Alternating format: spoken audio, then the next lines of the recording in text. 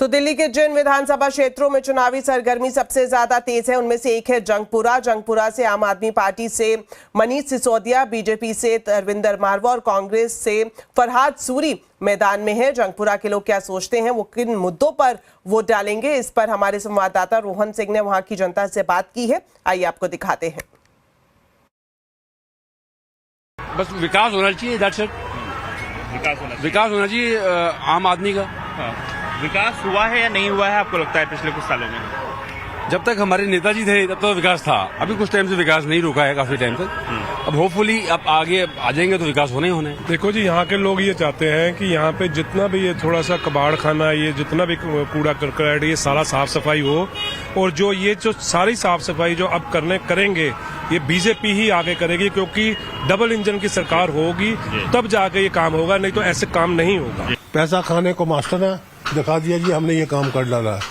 इधर चले ये कश्मीरी पार्क के सामने डॉक्टर कालड़ा है, डॉक्टर कालड़ा के आगे उन्होंने नई लाइन डाली वहाँ पर झील बनी हुई है, रोजाना 24 घंटे पानी वहाँ चलता है। डेवलपमेंट नहीं हुआ है, नथिंग, सब घर भर गए हुए, अपना पैसा भर गए हुए, शीश महल बना लिया उन्होंने सब। माहौल तो तरविंदर का ही दीजिए, देखो ना उसको, देखो यहाँ पे सब लोग उसकी सपोर्ट कर रहे हैं जी, ठीक है ना।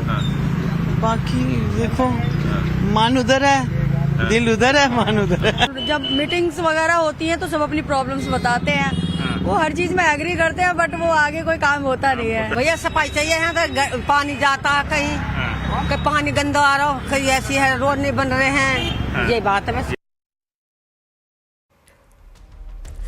तो दिल्ली के चुनावी दंगल में किसका चलेगा दाव आज आवाज अड्डा में, इसी पर होगी बड़ी चर्चा। शाम 7:57 पर जरूर देखिए।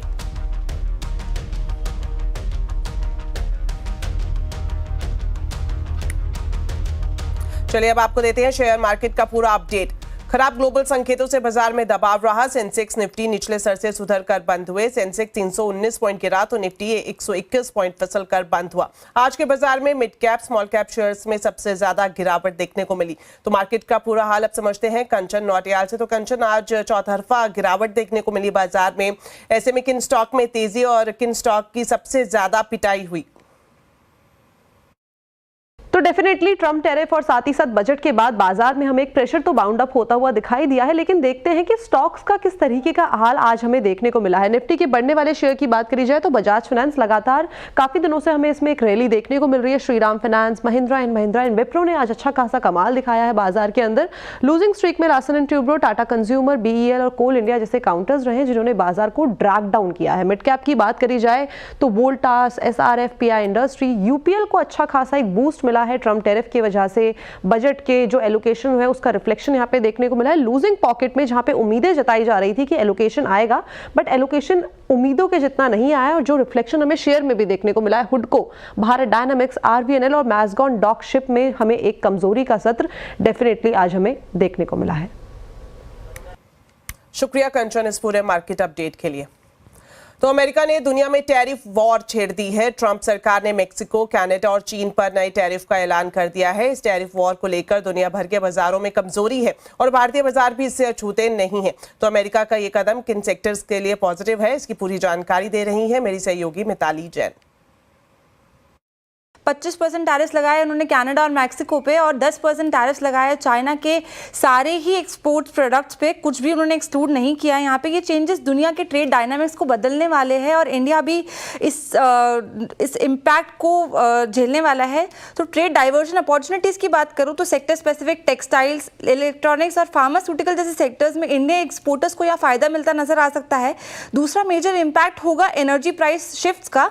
यूएस ने कैनेडियन ऑयल, गैस और इलेक्ट्रिसिटी पर टैरिफ लगाए हैं। इसका मतलब है कि कनाडा को अब एशियन मार्केट्स की तरफ अपना फोकस बढ़ाना पड़ सकता है। लेकिन ये सिर्फ अपॉर्चुनिटीज ही नहीं, कुछ रिस्क्स भी है, जैसे कि सप्लाई चेन का रिस्क। अगर इंडिया की बिजनेसेस अभी भी चाइनीज इंपोर्ट पर डिपेंडेंट है तो वहां पे उन्हें कॉस्ट में बढ़ोतरी का सामना करना पड़ सकता है। अब बात करते हैं इन्वेस्टमेंट पोटेंशियल की। तो यहाँ पे यूएस और चाइना के बीच जो ट्रेड कॉन्फ्लिक्ट चल रहा है उसके कारण जो मैन्युफैक्चरिंग कंपनीज है यहाँ पे इंडिया में, उनको एक अच्छी खासी इन्वेस्टमेंट बूस्ट देखने को मिल सकती है।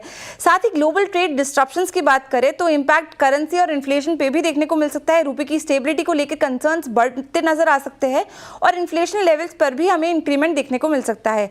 इन सब के बीच एक स्पेसिफिक सेक्टर जो कि आज लाइमलाइट में रहा है वो एक केमिकल सेक्टर।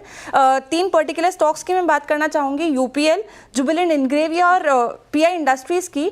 तो ये टैरिफ्स के चलते इन तीनों स्टॉक्स में हमें आज अच्छा खासा अपसाइड मोमेंटम देखने को मिला है। पीआई इंडस्ट्रीज की अगर बात करूं तो एक की प्रोडक्ट है उनका पायरोसल्फेन, जो कि कंपनी का टोटल रेवेन्यू का 30 से 35% तक कंट्रीब्यूट करता है। पहले चाइनीज सप्लायर्स की वजह से जो प्राइसिंग प्रेशर था वो अब इंप्रूव होता नजर आ सकता है और रेवेन्यू में भी हमें इसकी संभावना देखने को मिल सकती है। यूपीएल की बात करें तो वहां का एक की कंपोनेंट है ग्लूफोसिनेट, जो कि यूएस मार्केट का एक अच्छा खासा इंपॉर्टेंट प्रोडक्ट है। टैरिफ्स के बाद चाइनीज कंपटीशन का प्रेशर कम होगा, जिससे यूपीएल की मार्केटिंग पोजीशन जो है वो और ज्यादा स्ट्रांग होती नजर आ सकती है। तीसरी हम जुबिलेंट इंग्रेविया की बात करें तो दुनिया की only non Chinese pyridine manufacturing company है। इस वजह से कंपनी की एग्रोकेमिकल, फार्मास्यूटिकल और सेमीकंडक्टर सेक्टर्स में अच्छी खासी ग्रोथ पोटेंशियल की उम्मीद है। लेकिन जैसे कि ग्रोथ अपॉर्चुनिटीज है, हमें साथ साथ इन लाइन रखना होगा रिस्क का भी, जो कि इन टैरिफ्स के चलते इंडिया को फेस करना पड़ सकता है। तो डॉलर की मजबूती रुपए पर भारी पड़ रही है। डॉलर के मुकाबले रुपया रिकॉर्ड 87.28 प्रति डॉलर तक फिसल गया। इसके पीछे क्या है?